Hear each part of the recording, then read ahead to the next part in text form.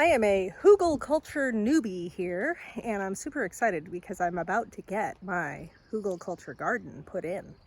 So I wanted to show you the lay of the land. So when you have property, I think it's really important to think about how you're going to utilize it. So these risers are actually the inspection tubes for our septic leach field, which runs across this area here.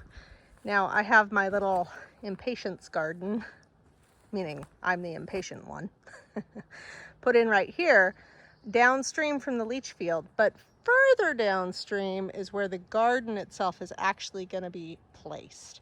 So this is on a slope. It's really not much of a slope considering where we are, which is, you know, the side of a mountain.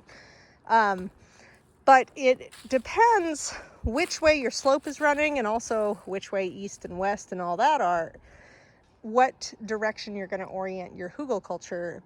My idea in putting this all downstream of the leach field is it's quite a ways away. Number one, it's like 30 to 40 feet away. So I'm not going to get any pollution or whatever, you know, people get weirded out about. But it also is a water preservation thing because I want to capitalize on the fact that water always runs downhill. So permaculture, hugelkultur, is really great for drought conditions, but any water you can get is good water. The other thing that this area is downstream from is our gray water collection tank right there, that black tank. And I put all the water from the house that isn't septic in there. I am about to replumb the kitchen sink over to the septic just because it's a little bit of a pain to maintain. But all of that is going to be really great water for this garden. Something that was also important for me in determining where the garden was going to go was having access. So we have this little access road that I'm going to preserve that runs downhill here and kind of terminates about where the compost pile is, straight across there. So I am thinking that my garden gate is going to be pretty much where that road ends.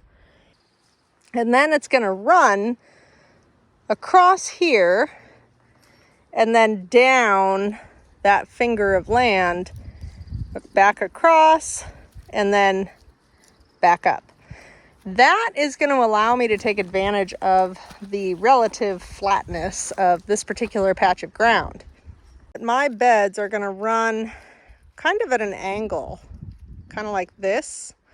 And I am going to go for probably 5 beds that are the length of here to there-ish, and about 3 feet wide. And I want to dig my trenches 3 feet wide so that I have plenty of room to fill them up with wood and leaves and grass clippings and goat manure and compost eventually and whatnot.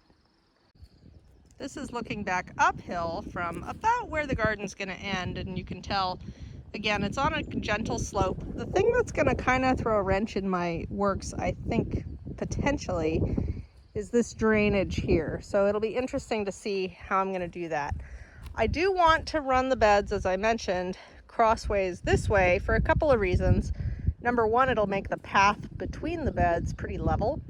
And then number two, it'll catch water because, again, when water flows downhill, which it always does, you don't want it just running in your walkways. You want it to stop at your hugelkultur mounds, or really any type of garden that you have put in. Now, of course, if your climate is super wet, that may not be as much of a consideration for you, but it is for me.